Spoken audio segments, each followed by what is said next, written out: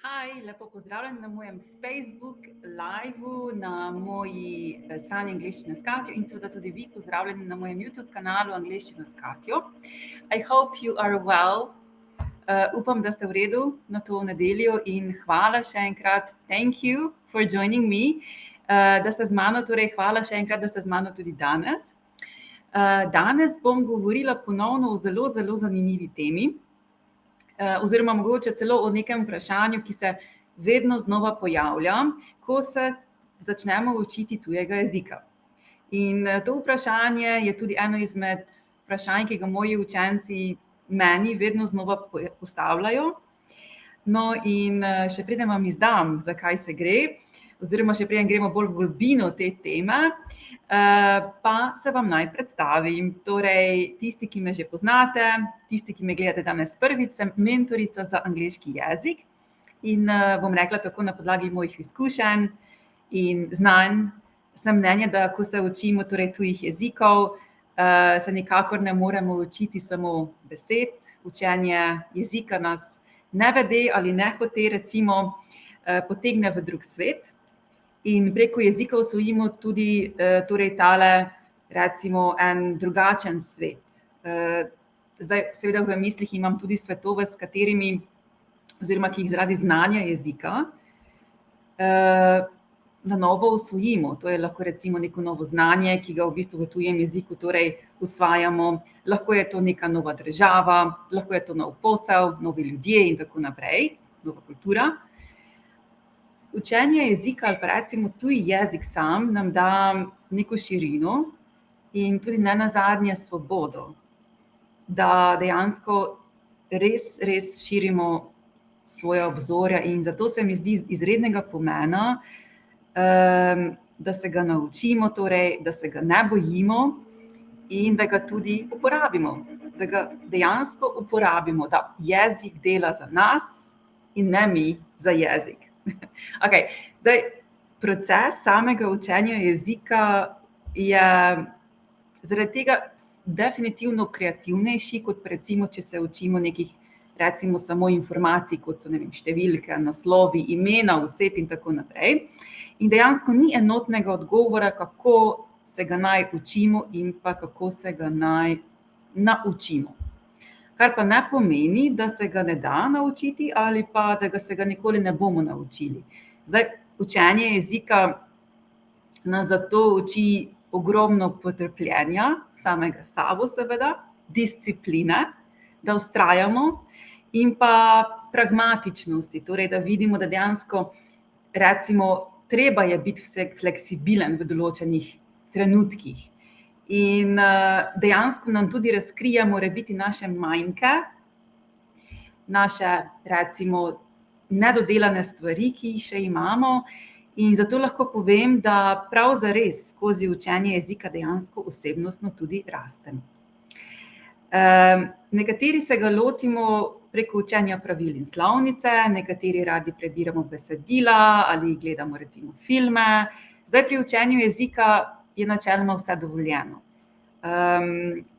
Namreč mnogokrat mi moji učenci rečejo, do zdaj mi ni šlo, ali pa recimo imajo občutek, da so se napačno učili jezika, vendar jaz rečem, da se ga skoraj da ne moremo naučiti narobe. Bomo pa danes definitivno pod drobnogled vzeli, kako zelo pomembno je učenje pravil in slovnice pri učenju jezika. Oziroma, ali je to sploh pomembno z tega vidika torej.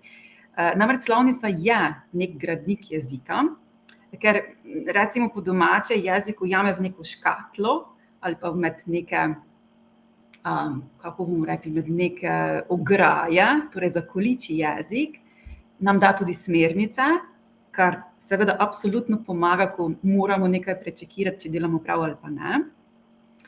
Da ga lahko torej opredelimo, poanaliziramo. Ampak torej danes bomo se mi osredotočili na vprašanje, in to je tudi naslov današnjega Facebook livea, do katerega smo sedaj prišli, ali je učenje slovnice, se pravi pravil in treniranje teh pravil ali pa recimo ponavljanje teh pravil, pomembno pri učenju tujega jezika. in ali jo preprosto lahko zanemarimo, spustimo na miru, sploh ne gremo v to smer. Torej, kaj je na tem? Ali je učenje torej slovnice torej nekako vpliva na učenje tujega jezika, ali je pomembno torej pri učenju tujega jezika ali ne. To je tudi naslov torej današnjega Facebook Live. No in še preden gremo res v globino te teme oziroma v podteme, ki sem jih danes nekako nanizala, bi se rada zahvalila absolutno vsem, ki me gledate v živo. Hi! Vidim, da se že počasi zbiramo. Vesela bom, če me v komentarjih seveda pozdravite, da bom vedela, da ste tukaj. Če mi boste postavili kakršnokoli vprašanje, vam bom definitivno odgovorila, najverjetneje po Facebook Live-u. In tudi tisti, ki me gledate v posnetku, mi lahko zapišete spodaj v komentar posnetek, lahko me tudi pozdravite. Zelo vesela bom absolutno kakršnikoli vaših komentarjev. In dejansko lahko v bistvu zdaj že počasi napovemo, torej tudi oziroma napovem podtematike, ki se tičejo torej tega krovnega vprašanja, ali je slovnica torej pomembna pri učenju tujega jezika. Torej, danes bomo govorili o tem, ali se je res potrebno naučiti slovničnih pravil, da bi v tujem jeziku napredovali ali se ga naučili, in kako pomembno je, da vemo vsa pravila. Da vemo recimo, kako postaviti stavek, ali pa, da je torej slovnično pravilen, ali pa recimo glede slovničnih časov. To je recimo tale res ogromen zalogaj, ko se učenci srečujemo in dejansko mi povedo svoje izkušnje pri učenju jezika. Torej, slovnični časi so vedno tisti pereč izziv, ki ga imamo tuji govorci. Torej, ali kako pomembno je torej to? Kako učenje slovnice vpliva torej na učenje tujega jezika, kar pomeni dejansko s tem, da se je učimo slovnice, morebiti izgubljamo dragoceni čas, zamudimo torej pravo priložnost, če temu tako rečemo, za učenje tujega jezika. In kaj lahko storimo pri učenju jezika? In hkrati tukaj vam bom podala moj nasvet, kako se lahko lotimo tudi učenja torej slovničnih pravil pri tujem jeziku, če se jih dejansko lotimo oziroma če se lotimo učenja jezika na ta način. Okay, so we now are gathered, zbrali smo se, sedaj pa je torej čas, da začnemo. Zdaj, če ste pripravljeni, da začnemo z današnjo tematiko, torej ali je slovnica pomembna pri učenju tujega jezika, mi spodaj v komentar napišite ready. Okay. Zdaj, let's go. Prva stvar, s katero bomo danes torej začeli, je, ali se je res potrebno naučiti slovničnih pravil, da bi v tujem jeziku napredovali in se ga naučili. Zdaj, ja, bi rekla, da ja. Zdaj, večino mojih učencev, ki so prišli k meni na učenje, oziroma ki so prišli torej k meni na to učenje slovničnih pravil, dejansko ne vežejo dobre spomini. In iskreno tudi meni recimo neko učenje slovničnih pravil ne sede. Tudi recimo, ko se učim drugih tujih jezikov, nekako ne začnem z slovnico, absolutno ne z slovničnimi pravili, ker se ne želim naučiti slovničnih pravil, želim se naučiti jezika. In zato se mi zdi, da dejansko na začetku, ko se začnemo učiti jezika, dejansko mora biti slovničnih pravil toliko ne rabimo.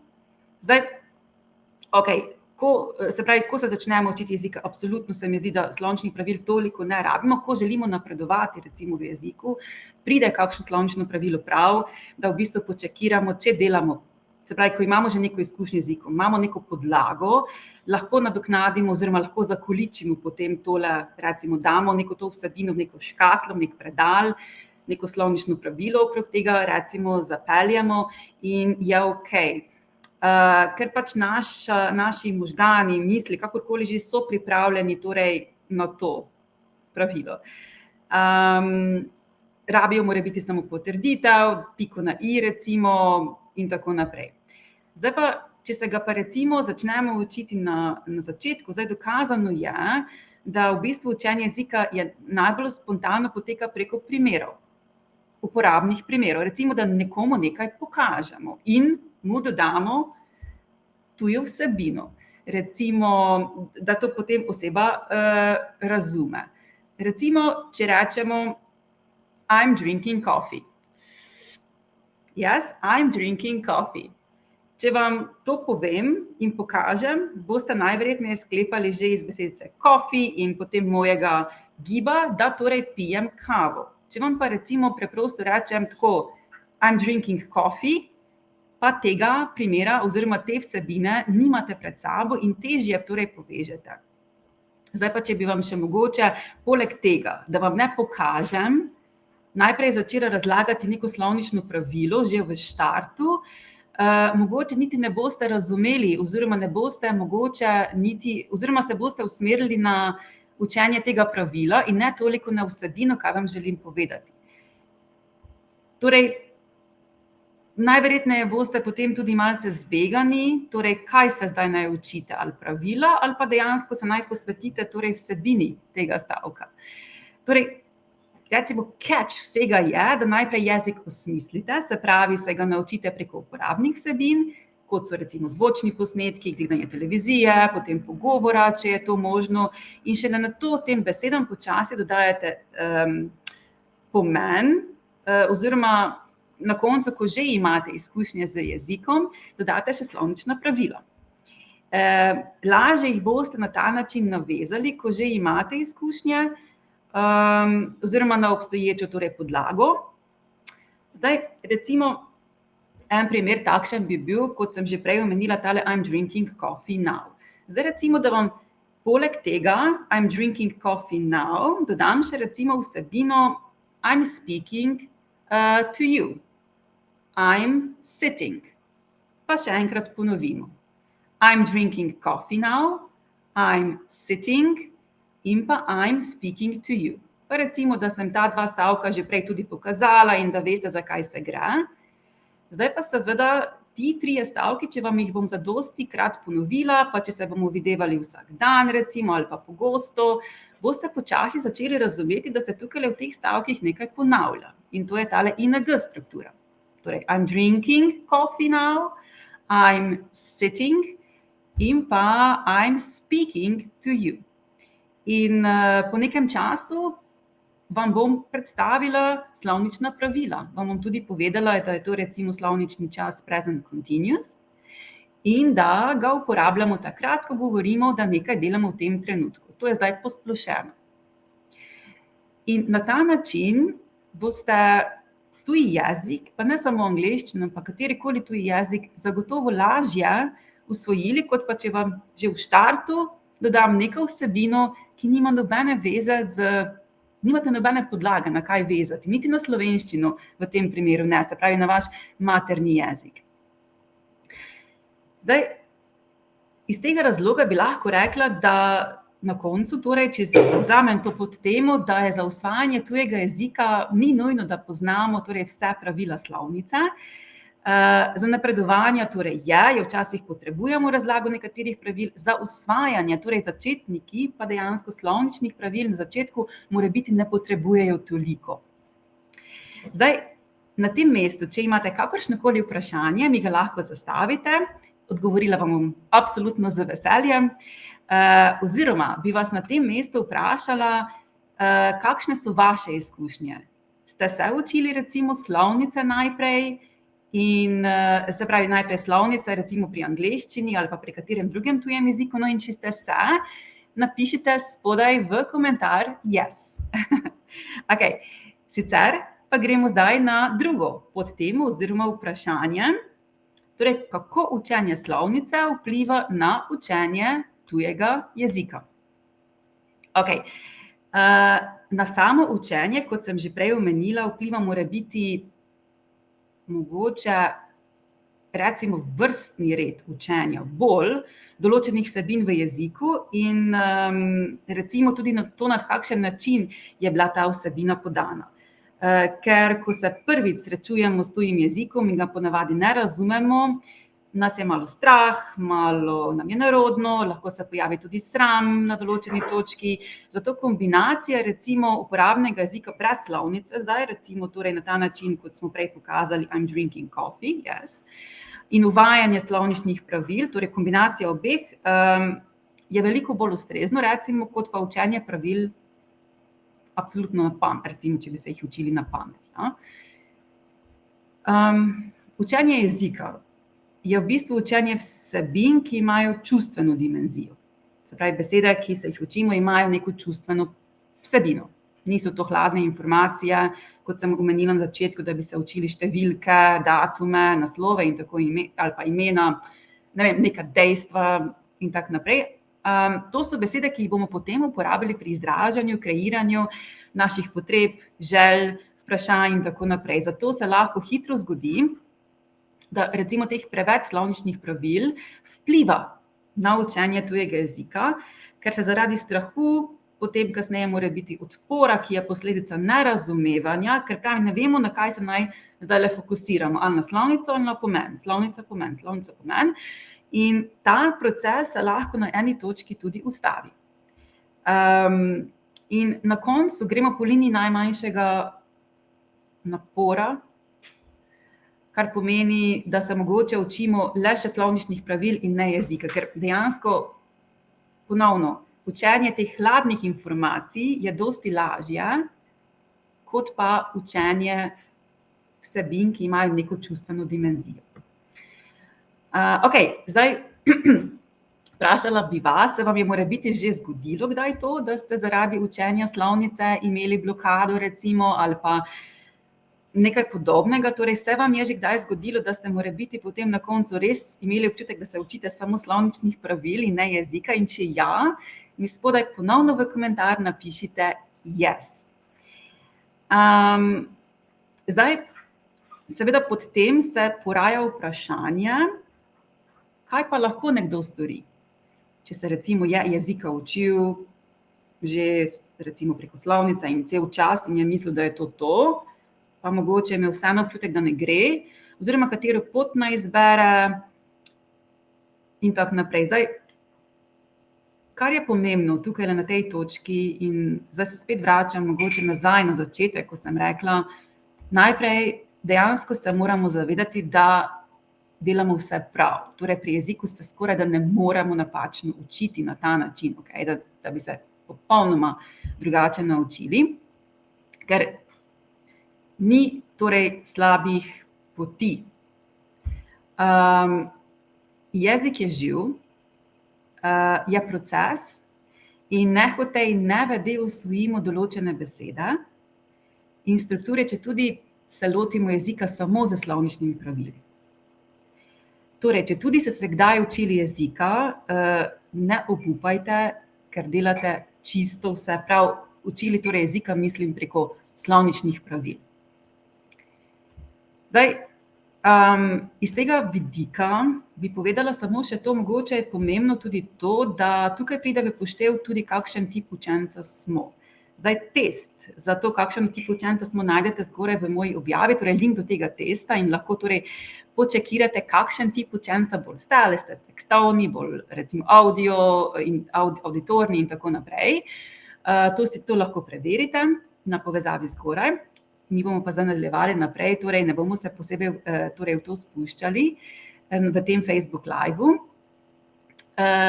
Če smo recimo tip učenca, ki stvari analizira, si jih zapisuje v neke sezname in tako naprej, je to tudi ena izmed metod učenja, oziroma tudi lahko postane metoda učenja tujega jezika.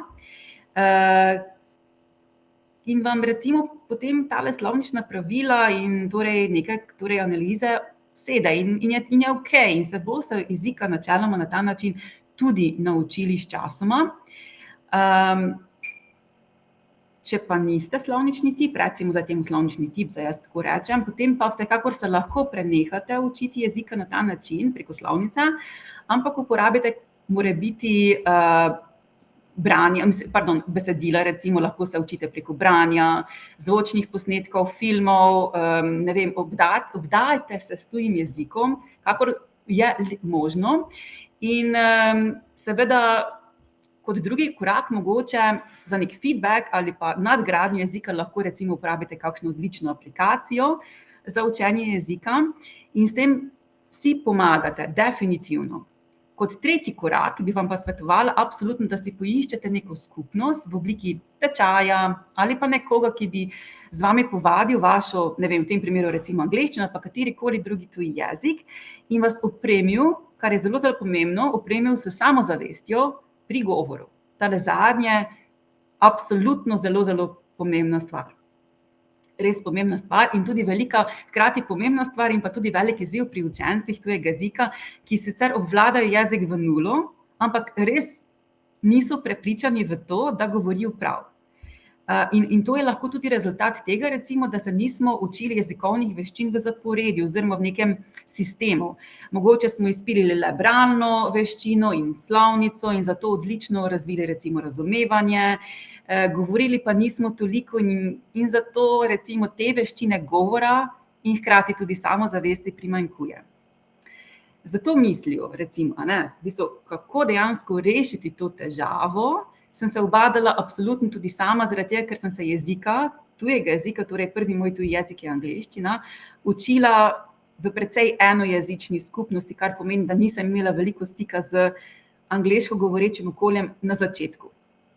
In odkrila sem, da je zelo, zelo pomembno, da imamo neko skupnost, kjer lahko jezik povadimo, že ko se ga učimo, ali ga želimo nadgraditi. Torej, skupnost v vsakem primeru absolutno pomembna. Zaradi tega, da že hkrati razvijamo veščino oziroma v bistvu tale jezik, ki se ga naučimo, implementiramo, torej dejansko postavimo že v neko okolje, kjer ga lahko tudi vadimo. In zato sem za vse moje bodoče učence in pa za moje torej učence, ki so v mojih programih, ustvarila Facebook skupino Angleščina za vsakogar s Katjo.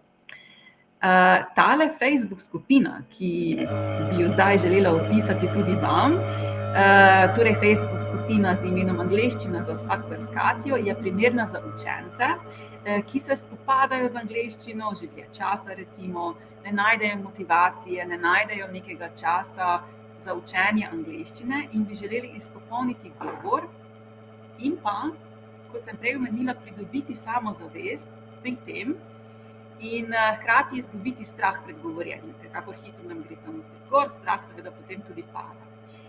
In tudi za tiste, ki ne najdete pravih besed v angleščini ali pa vam recimo uidejo spomina, ne najdete torej absolutno nobenih besed v tistem času, ko bi to torej potrebovali. Okej, zdaj na tem mestu me pa zanima, ali kaj od zgoraj naštetega, kar sem zdaj torej naštela, velja za vas.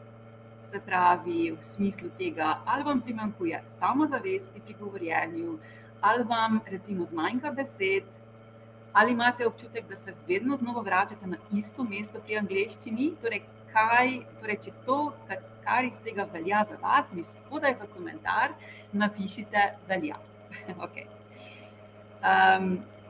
No in če nadaljujem recimo z to mojo Facebook skupino Angleščina za vsakogar s Katjo, zdaj v tej skupini bomo zares poskrbeli za naše jezičke in misli.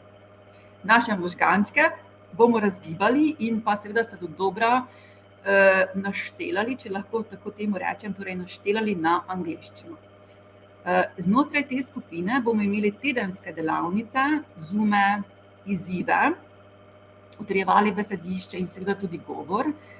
V njej bodo moji učenci, in to se mi zdi zelo, zelo pomembno, ker je ogromno gradiv na internetu, ampak v moji skupini bodo učenci imeli res tako pristop do različnih gradiv, torej lahko bodo imeli vse na enem mestu, če tako rečemo.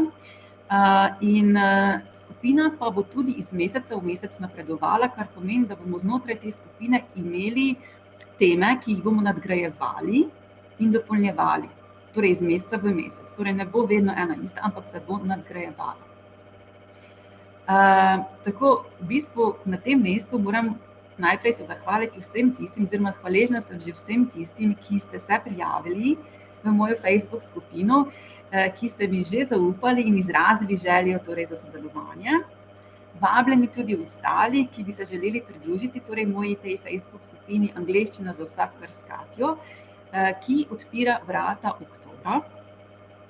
Za več informacij torej o prijavi in še kakšni dodatni informaciji o vsebini, ali je mogoče celo vprašanje, ali je torej skupina primerna za vas, mi lahko pišete v zasebno sporočilo ali pa na mail, ki je zgoraj v objavi. Zdaj z veseljem se z vami seveda povežem in vam odgovorim na vsako vaše vprašanje in dodam, da se bom definitivno z vami najprej pokonektala preko Zooma tudi, da se pogovorimo, spoznamo tudi osebno. Zelo, zelo torej vesela bom, če se mi boste pridružili. Zdaj, na koncu bi se pa želela še dotakniti zadnje današnje teme.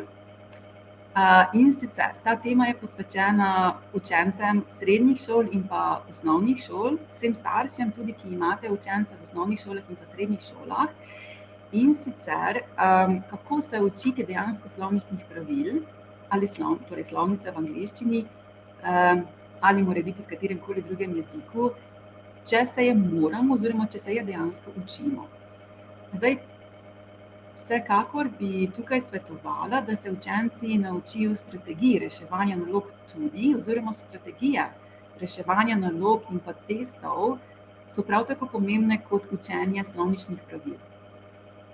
Ker pri mojih mlajših učencih recimo opažam, da včasih jezik odlično vladajo, pride pa težava na plan, ko ne razumejo mogoče reševanja ali pa naloge same.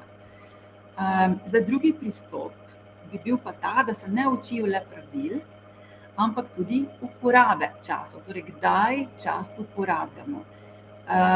Predvsem, torej, recimo, katere so signalne besede v stavkih, ki so povezane z določenimi slovničnimi časi, in se torej na ta način torej ne učijo samo slovnice, ampak torej vsega še malce večjega koncepta, torej jezika oziroma slovnice.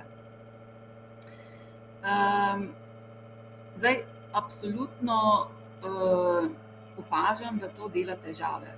Kot recimo, se pravi tudi pri ostalih učencih, pa pri učencih v osnovnih šolah in pa srednjih šolah opažam, da je pogost težava glih to, da ne morejo recimo razločiti med dejansko uporabo slovničnega časa in pa slovnično ustreznostjo, se pravi tujega jezika. In zato sem posnela en prikupen spletni tečaj, namenjen tudi učencem osnovnih in pa srednjih šol z naslovom Slovnični časi v angleščini. Zdaj, tisti, ki bi želeli dostop do tečaja, mi lahko prav tako pišete v zasebno sporočilo ali pa na mail omenjen spodaj. Tale slovnični oziroma spletni tečaj je namenjen torej vsem učencem z torej dodatno razlago za učence osnovnih šol in pa srednjih šol, na kakšen način se lahko lotimo torej reševanja nalog, na kaj moramo biti pozorni, ko rešujemo naloge ali pa tudi teste, in dejansko podrobna razlaga torej uporabe slovničnih časov in pa slovnice. Z namenom torej, da bo razumevanje torej slovničnih časov in pa slovnice ter konec koncev tudi ocen v šoli toliko boljša. Okej. Zdaj, prišli smo do konca mojega Facebook live danes. Zdaj, če vse povzamem, je slovnica en gradnik torej v učenju tujega jezika, ki ga absolutno ne smemo zanemariti. Vsekakor pa se ni smiselno torej ubadati s pravili, ampak najprej jezik izkusiti v uporabni obliki.